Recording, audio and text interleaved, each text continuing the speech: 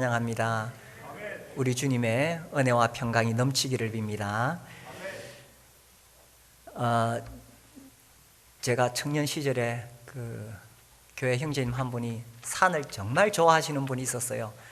이분은 자주 저한테 찾아와서 산을 가자고, 그래서 한 번은 지리산을 갔는데 워낙 지리산을 많이 다녀서 이제 그곳 지리를 잘 아시죠. 근데 여름에 지리산에 갔다가 어느 시점에선가 길을 잃어버렸어요. 이게 이제 지리산이 만만치 않아요. 아무리 잘 알아도 워낙 험해가지고 길을 잃어버릴 수가 있는 거죠. 그래서 여기서 요리 가면 되겠지, 요리 가면 되겠지, 아무리 헤매도 길을 찾을 수가 없는 거예요. 그리고 여름인데 이제 비가 내리는데 그때 제가 깨달았어요. 여름에 얼어 죽는다는 것이 이런 말이구나. 여름에 얼어 죽겠더라고요. 비가 계속 오니까. 그래서 도저히 안 되겠다 싶어가지고 어떻게 했을까요? 처음에 길을 잃어버린 그 자리로 다시 찾아가는 거예요.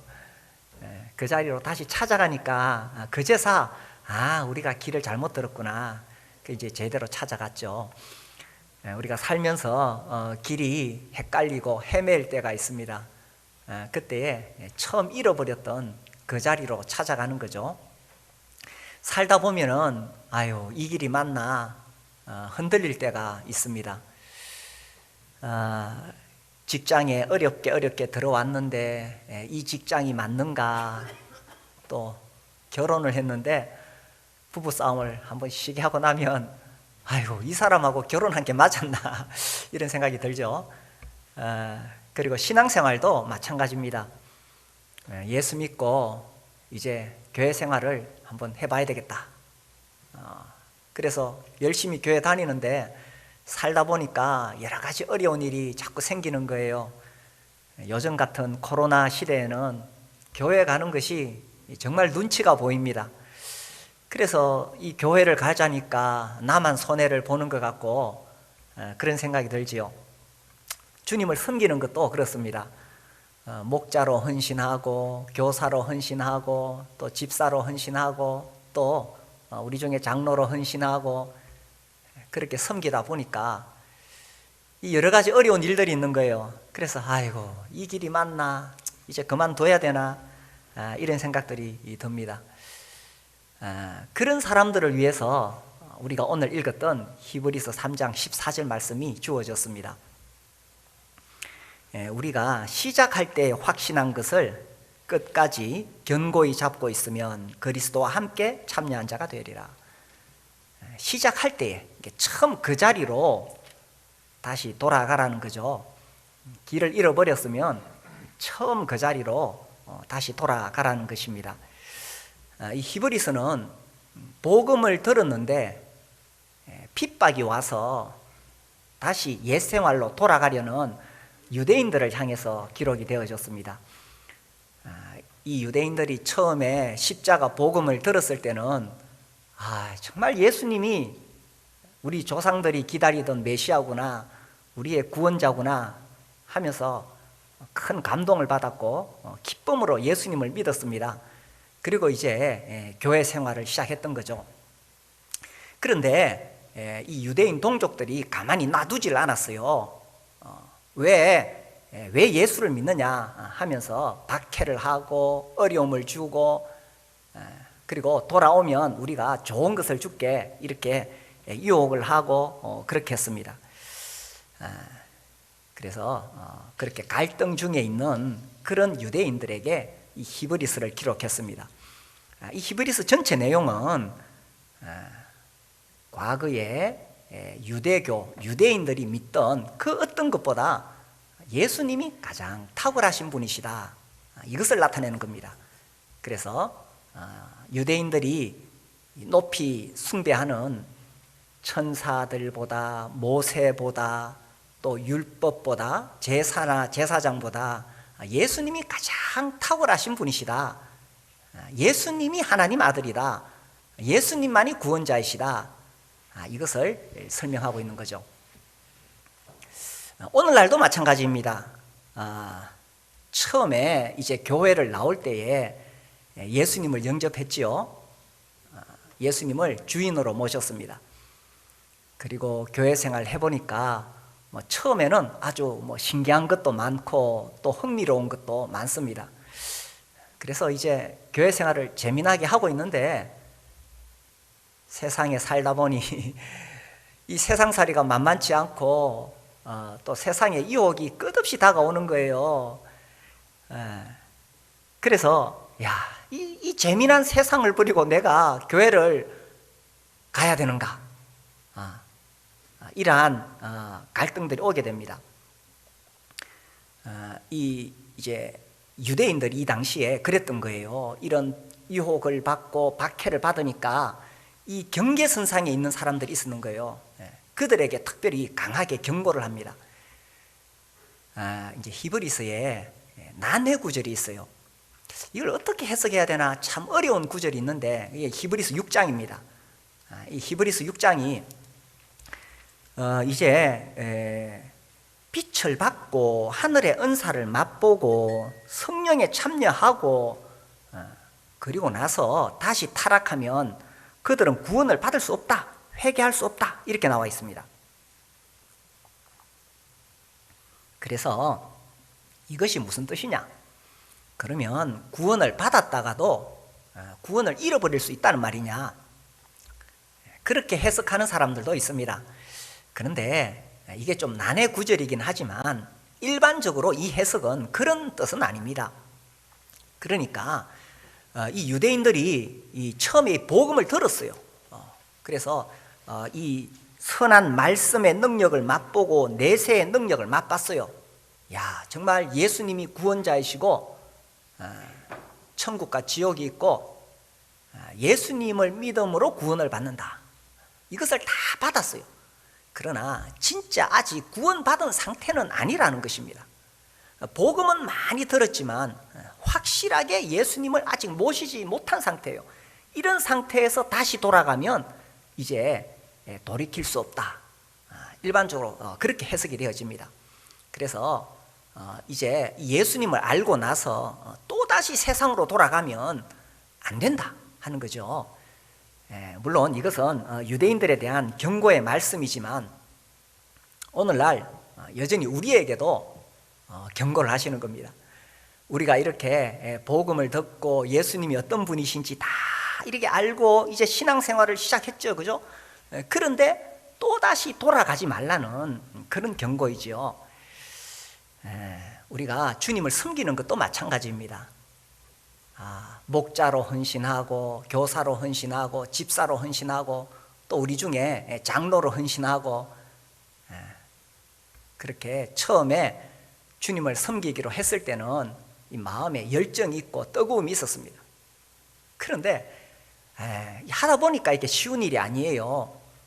어려운 일이 생기니까 또다시 돌아가려고 하는 것이 우리에게 계속 그냥 옛날로 돌아가고 싶은 그런 마음이 계속 생긴다는 것입니다.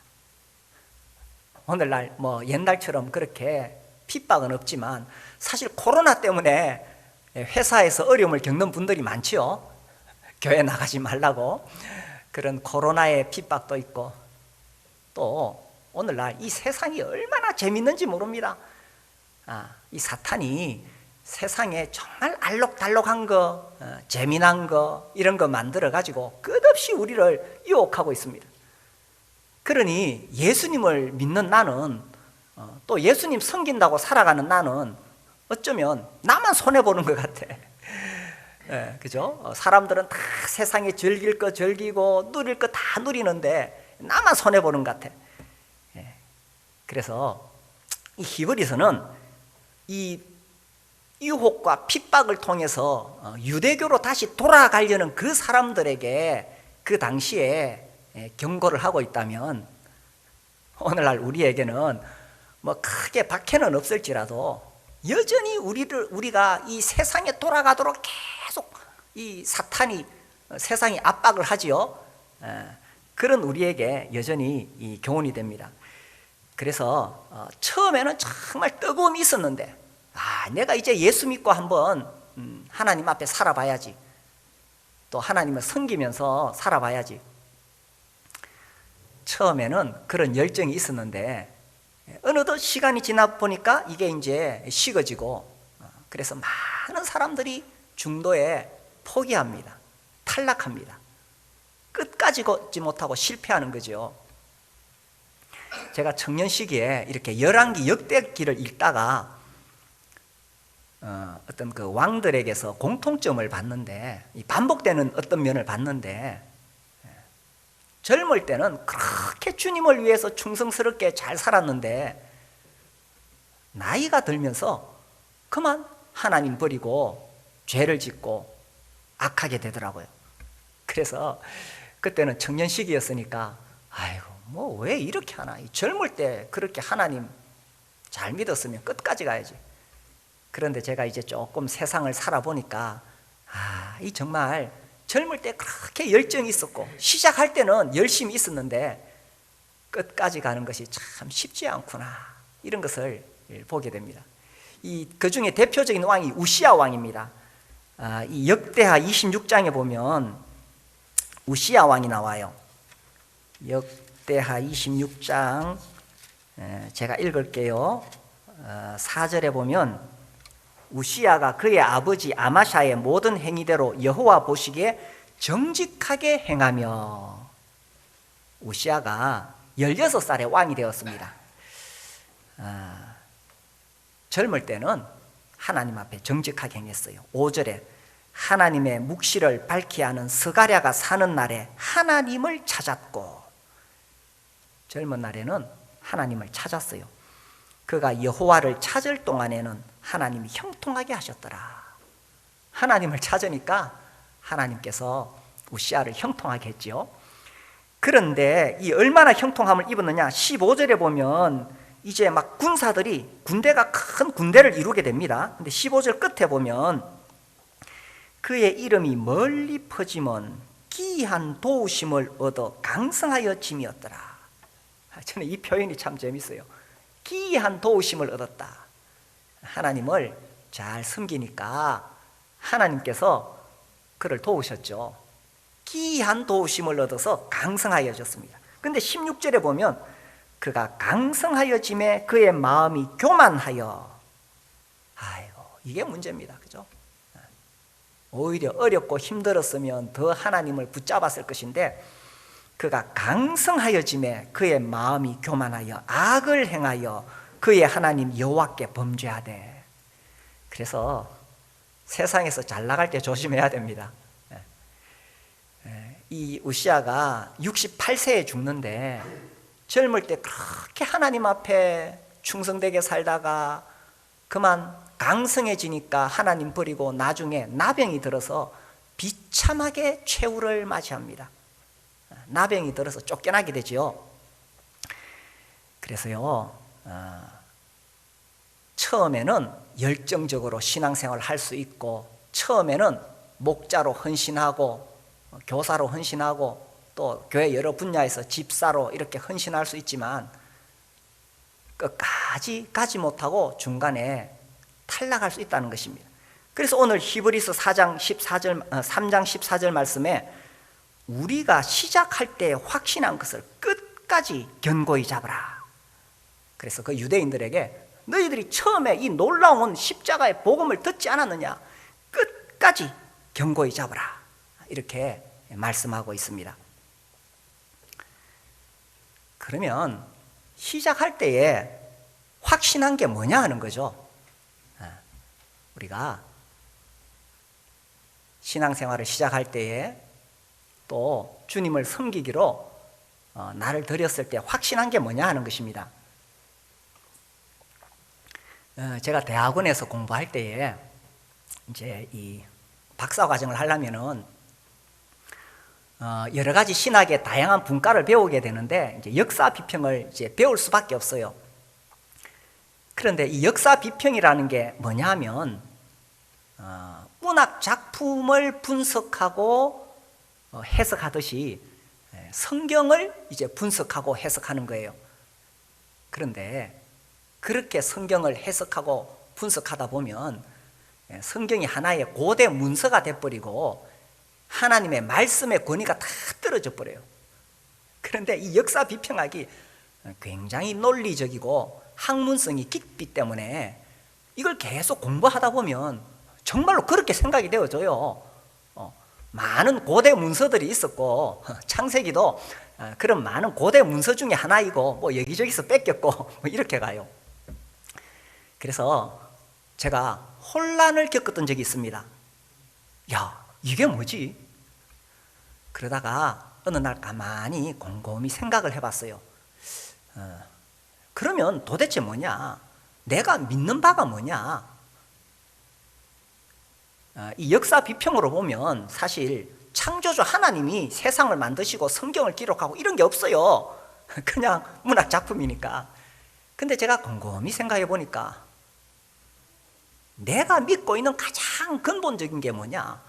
그래, 이 우주 만물이 저절로 생긴 것이 아니고 절대 전능하신 하나님께서 만드셨지. 당연히 절대 전능하신 하나님이 계시지. 그리고 인간은 죽음과 심판을 면할 수가 없지. 아니, 당연하죠. 창조주 하나님이 계시니까 인생을 심판하시는 것은 당연한 거잖아요.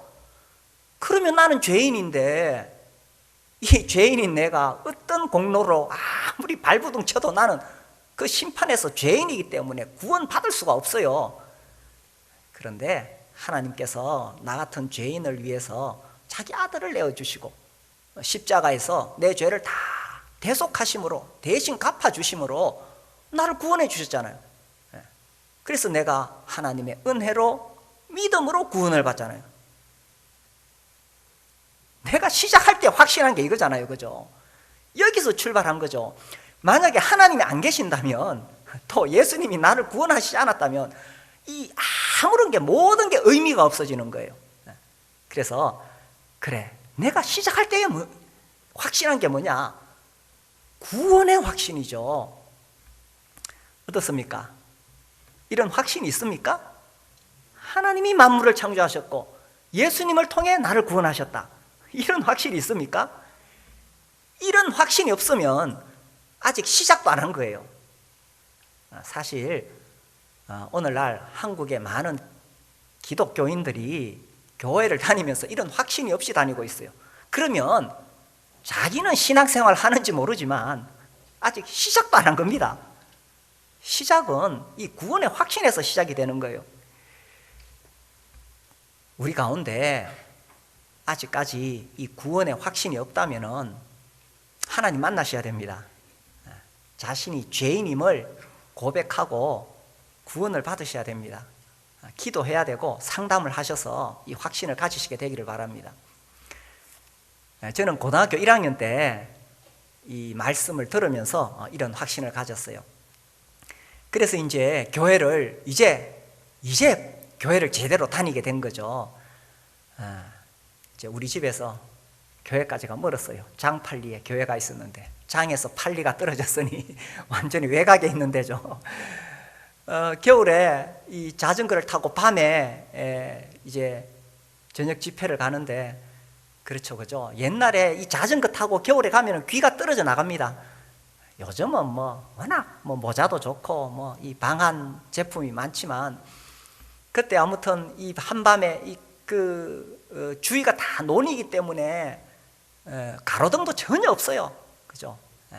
그런 곳에 자전거를 타고 가면 귀는 떨어져 나가는데 내 마음에는 기쁨이 있었어요. 구원받았기 때문에, 구원의 확신이 있으니까. 하나님이 내 모든 죄를 용서하시고 나를 자녀 삼아 주셨기 때문에, 예수님이 내 죄를 다 갚아 주셨기 때문에 기쁨이 있었어요. 이게 시작할 때 확신한 거잖아요. 그래서 나 같은 죄인이 용서받았기 때문에 주 예수보다 더 귀한 것은 없네. 우리가 오늘 시작할 때 그 찬송 불렀죠, 그죠? 주 예수보다 더 귀한 것은 없네. 이게 시작할 때 확신한 것이었습니다. 아니, 이게 없었으면 처음부터 시작도 안 한 거예요. 아무리 교회 열심히 다녀도요, 아직 시작도 안 한 거예요. 그래서 주 예수보다 귀한 것이 없었기 때문에 주님께 예배를 드리고 섬기는 것이 당연하죠. 제가 예수님을 믿게 된 그 80년대는 분위기가 예수님의 재림에 대한 기대가 가득했습니다. 근데 이제 예수님의 재림에 대한 그 예언의 말씀을 해석하는데 지금 보면 조금 비약적으로 또 이렇게 지나치게 해석한 것이 많이 있어요. 성경 해석학에 따라서 바르게 해석해야 되는데 이게 자기가 막 임의대로 그렇게 해석하면 안 되죠. 그렇게 하면 안 됩니다. 근데 그때는 모든 해석을 예수님의 재림에 맞추다 보니까 그런 현상도 있었습니다. 그러나 어쨌든 간에 그런 분위기 속에서 예수님의 다시 오심에 대한 분명한 확신이 있었습니다. 그래서 구원의 확신은 뭐냐? 결국 예수님이 나를 데리러 다시 오신다는 소망의 확신이죠. 내가 이 세상 떠나서 천국에 간다는 소망의 확신이죠. 어떻습니까? 이런 확신이 있습니까? 시작할 때에, 그죠? 그래서 우리 주님이 구름을 타고 오시리라. 그래서 주님이 나를 데리러 다시 오실 것이다. 복음은요, 현실 도피가 아닙니다. 아유, 세상 사는 게 너무 어렵고 힘드니까 죽으면 천국 가겠지. 이 세상에 먹고 살기 힘들고 스트레스 많이 받으니까 아이고 빨리 예수님 다시 오셨으면 좋겠다. 이런 현실 도피가 절대로 아닙니다. 오히려 십자가 복음은 현실의 어떤 시련도 이겨낼 수 있는 능력입니다. 이 세상의 성공 출세, 세상의 방법을 따르지 아니하고 주님의 다시 오심과 천국을 소망하는 그런 확신이지 현실 도피는 절대로 아닙니다. 그러나 어쨌든 우리의 소망은 이 세상에 있는 것은 아니죠. 하늘에 있습니다. 그래서 우리가 아까 불렀던 것처럼 이제는 세상의 즐거움 다 버리고 세상의 자랑 다 버렸네. 우리가 시작할 때 이런 확신이 있었습니까? 아마 이것은 저만의 경험은 아닐 거라고 생각합니다. 정말 구원을 받았을 때, 그죠? 나에게 구원의 확신이 들어왔을 때, 주 예수보다 더 귀한 것은 없네. 그래서 소망에 대한 확신이 있고, 이것은 자연스럽게 사명의 확신으로 이어집니다. 그러면 어떻게 살 것이냐 하는 거죠. 인생이 70이요, 강건하면 80인데 어떻게 살 것이냐. 영혼 구원하여 제자 삼는 거죠. 그래서 너무나 단순합니다. 그래서 주님을 섬기기를 바라고 교회를 섬기고 목자로 헌신하고 교사로 헌신하고 이렇게 하는 거죠.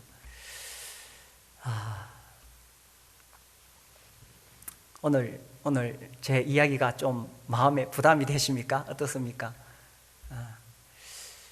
그래서 구원의 확신에서 시작이 됩니다. 그래서 시작할 때 확신한 것이 뭐냐?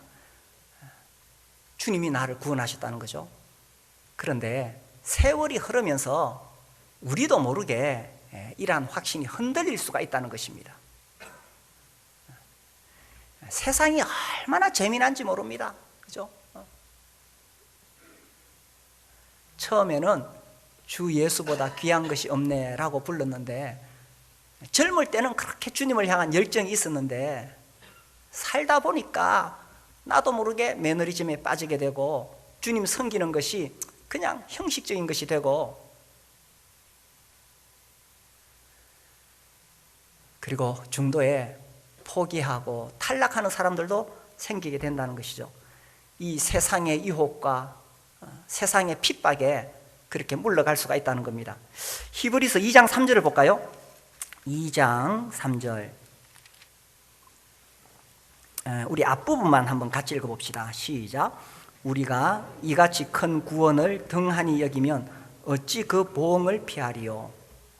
이같이 큰 구원, 우리 주님께서 자기의 생명을 버리셔서 우리를 구원하셨는데 이같이 큰 구원을 등한히 여기고 이 히브리서 유대인들이 다시 유대교로 돌아가려는 것, 우리는 이같이 큰 구원을 등한히 여기고 다시 세상으로 돌아가려고 한다면 어떻게 되겠느냐 하는 것입니다. 이 주 예수보다 귀한 것은 없네, 이 곡을 지은 조지 베버리 쉐, 이분의 이야기는 잘 알려져 있죠. 이제 1929년 그 미국 대공황 때에 대학을 다니고 있는데 어느 날 아버지가 편지를 보냈어요. 아들아, 돈이 없다. 대학 그만 다니고 돈을 벌어라. 이래가지고 이제 이분이 보험회사에 취직합니다. 거기서 이제 다양한 여러 사람들을 만나다가 NBC 라디오 방송국에 있는 분과 만나게 돼요. 근데 이제 그 조지가 워낙 음성이 좋으니까 당신 이 라디오 방송국에 나와서 노래 한번 불러보라 이랬어요. 그래서 거기 가서 노래를 불렀는데 이 청취자들의 반응이 너무 좋은 거예요. 그래서 방송국에서 전속 계약을 하려고 그랬습니다. 이제 우리 방송국에 취직해라. 그런데 이제 그 프로그램이 아주 세속적인 프로그램이었는가 봐요. 자기가 막 고민하고 있을 때 그 어머니가 한 10년 동안 자기가 애송하던 시를 줍니다. 그 시가 바로 이 찬송가죠. 그래서 이분이 이 시를 읽으면서 이제 이 노래를 지었죠. 어쩌면은 세상적으로 성공하고 출세할 수 있는 절호의 기회였는데 그것을 다 버리게 됩니다. 그리고 이제 나중에 빌리 그레함과 함께 이 복음을 전하기 위해서 자기의 생애를 드리게 되죠.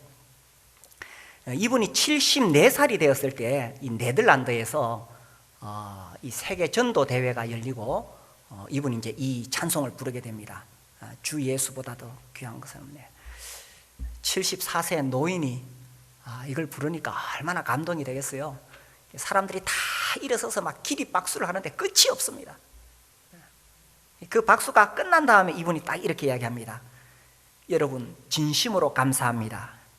그러나 저는 여러분의 뜨거운 박수갈채도 예수님과 바꿀 수는 없습니다. 저는 이분의 고백이 젊을 때가 아니라 노년에 74살에 인생을 그렇게 끝까지 그렇게 살아왔다는 것이 참 놀랍다는 거죠. 많은 사람들이 중간에 포기합니다. 탈락합니다. 타협합니다. 적당히 물러납니다. 그런데 그 나이 되도록 평생을 나는 주 예수보다 귀한 것이 없다, 그렇게 살아갔다는 것이, 이것이 참 놀랍다고 여겨져요. 우리가 한 번씩 이 찬송가를 부르잖아요. 근데 끝까지 이렇게 부를 수 있느냐 하는 것입니다. 80이 되고 90이 되고 100세 시대라 하니까 100살이 되어서도 변함없이 주 예수보다 귀한 것은 없네, 이렇게 부를 수 있느냐 하는 거죠. 이 본래 가사가 이렇게 되어 있습니다. 은이나 금보다 예수님을 갖는 것을 택하겠어요. 저도 청년 때는 쉽게 이렇게 고백했습니다. 근데 살다 보니까 아이고, 은이나 금이 좋아지더라고요. 그런데 지금도 이렇게 고백할 수 있느냐는 거죠. 말할 수 없이 큰 부를 갖는 것보다 그분의 소유가 되는 것을 택하겠어요. 아이고, 젊을 때는, 청년 때는 뭐 가진 게 없으니까 이렇게 쉽게 이야기했어요. 집이나 땅을 갖는 것보다 예수님을 택하겠어요. 아이고, 뭐 청년 때는 집이나 땅이 없었으니까 쉽게 이렇게 고백했어요. 그런데 내 평생에 이렇게 고백할 수 있는가 하는 것입니다. 거대한 영토를 가진 왕이 되는 것보다, 그 어느 것보다 예수님을 택하겠어요. 그래서 시작할 때 확신한 것을 끝까지 잡으라는 것입니다.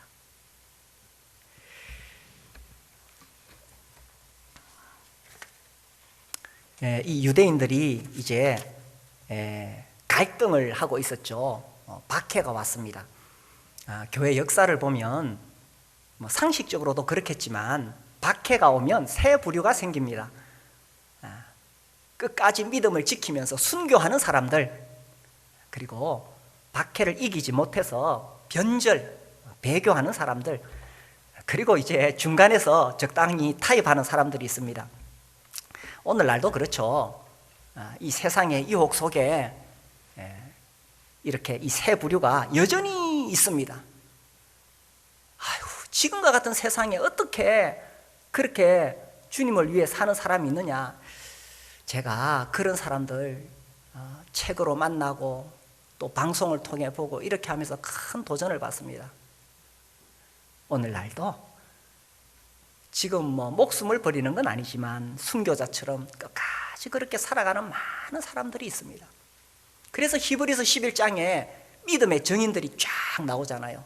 여전히 그런 사람들이 있습니다.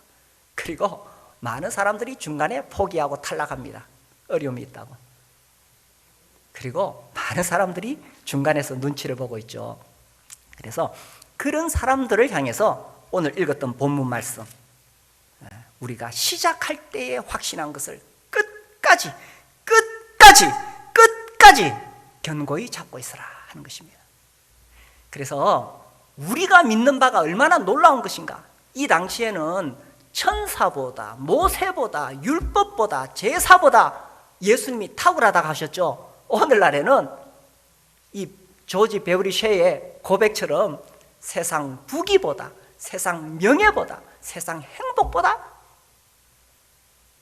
예수님이 더 귀하다는 것입니다.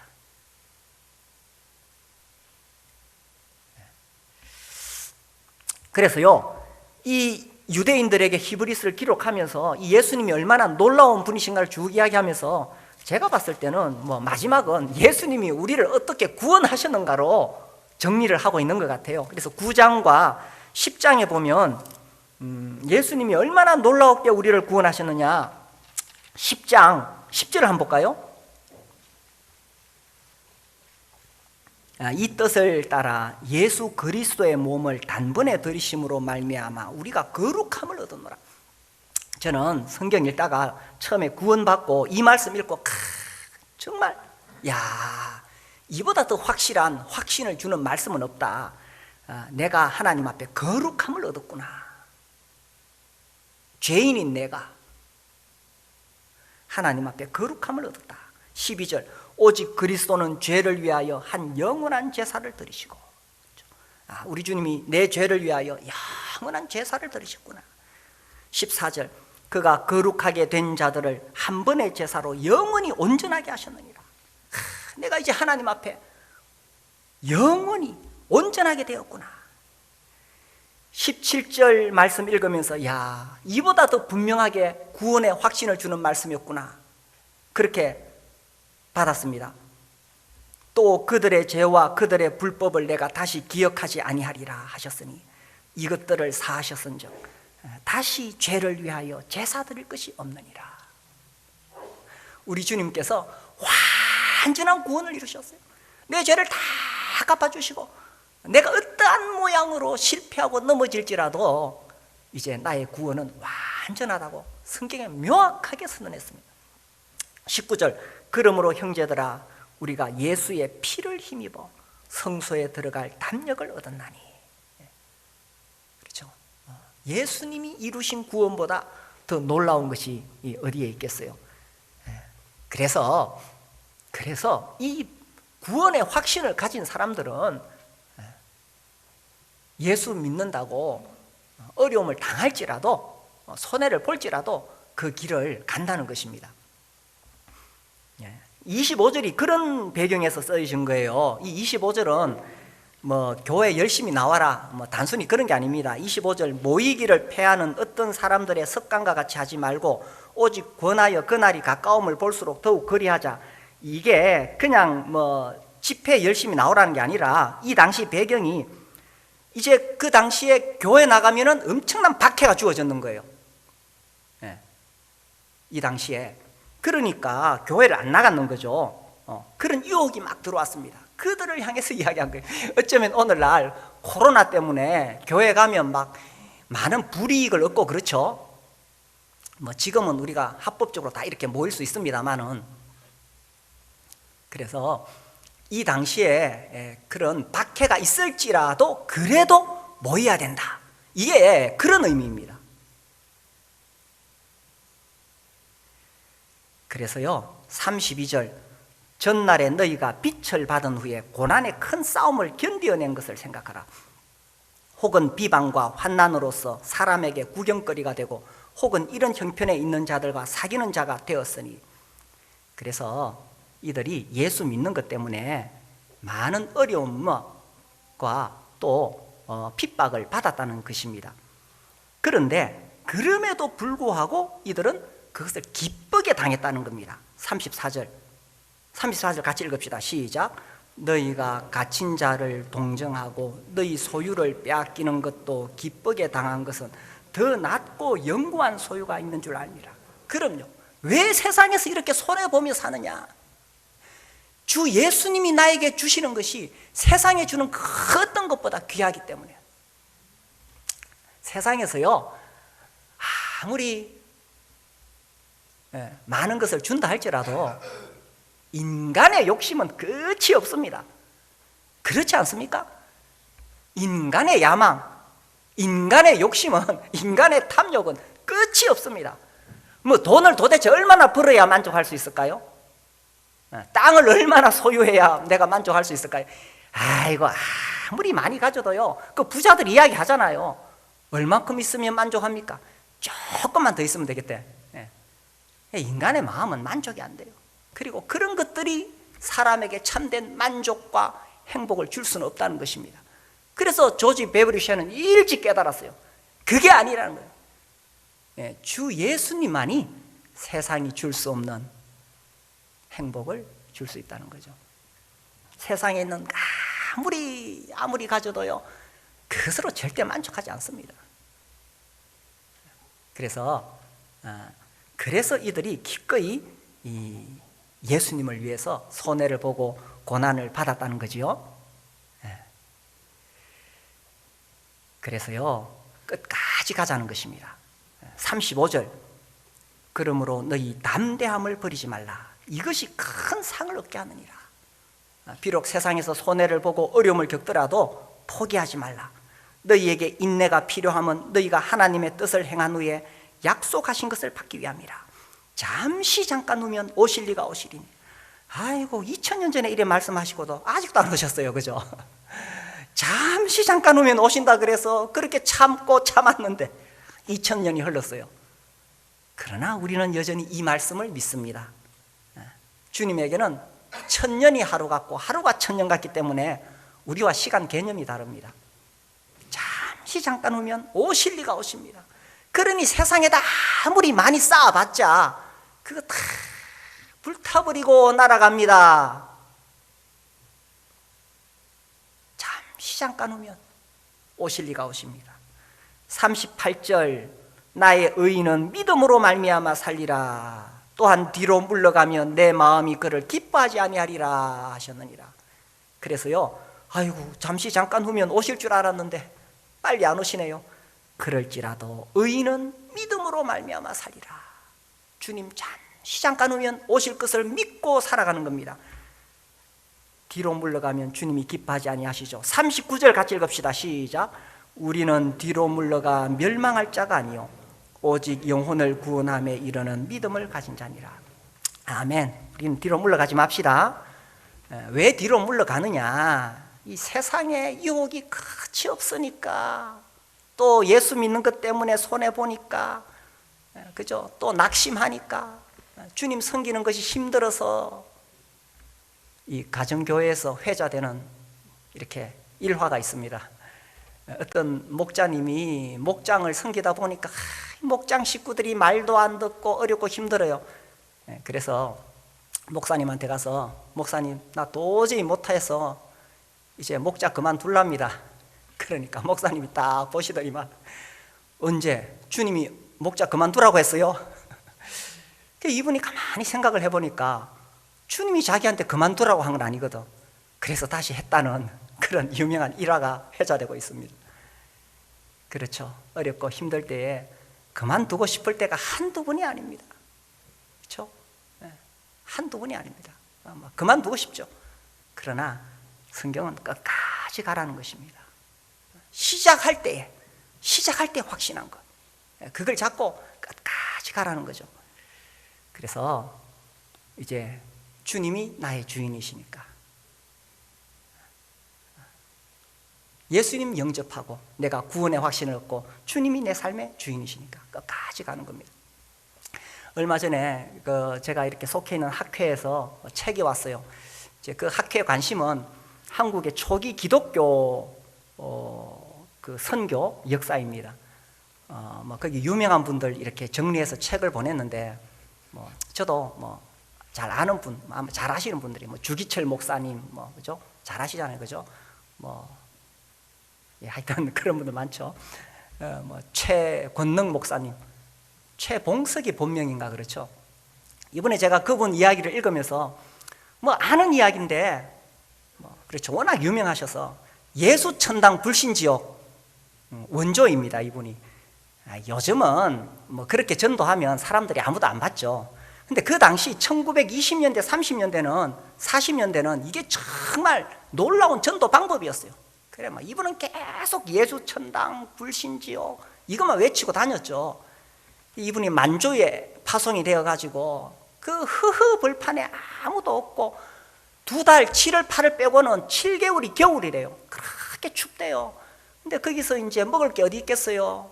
이 마을에서 저 마을까지 걸어가자면 며칠을 걸어가야 되는데, 굶었는데 하루는 보니까 소가 가는데 똥을 뚝뚝 싸. 근데 그 똥이 김이 무릉무릉 나는데 그 안에 소화가 안 된 콩알이 있네. 그 콩알 주워 먹고 그렇게 만주에 전도했다는 분이에요. 그러다가 나중에 신사참배 반대하다가 옥살이 하시죠. 연세 70이 넘어서 옥살이 하는데 자기 부인이 오면은 항상 기뻐하라. 이게요, 젊을 때 이런 말 할 수 있어요, 그죠? 근데 마지막까지, 그러면 그 부인이 하시는 말씀이 쉬지 말고 기도하라. 제가 이분 이야기 많이 들었지만 이번에 어제 제가 다시 그 책을 읽었는데 끝까지 이렇게 하는 게 중요하다. 끝까지. 젊을 때는, 시작할 때는 열정이 있어서 할 수 있어요, 그죠? 처음에 목자로 부르심을 받았을 때에 내가 주님 위해서 한번 섬겨봐야지, 영혼 구원해야지, 시작할 때는 다 그런 확신이 있습니다. 그런데 끝까지 가느냐는 거예요.